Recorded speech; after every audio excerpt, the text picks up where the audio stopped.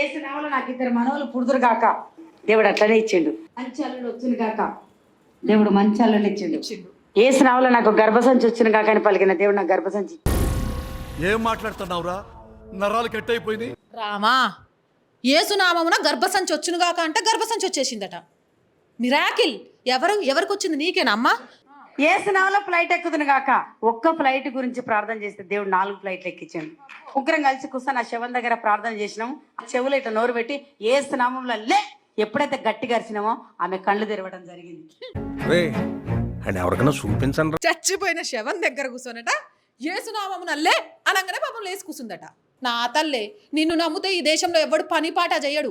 ఎవరిదైనా ఒక ticket cancel అయిపోవును గాక. 5వ సీట్ నెంబర్ ఆయన చేస్తే ఆయన ఏమన్నాడు తెలుసా? నేను రాజధాని ట్రైన్కి వెళ్ళిపోతున్నా, ఈ టికెట్ క్యాన్సిల్ చేసుకుంటున్నా అని చెప్పిండు ఆయన.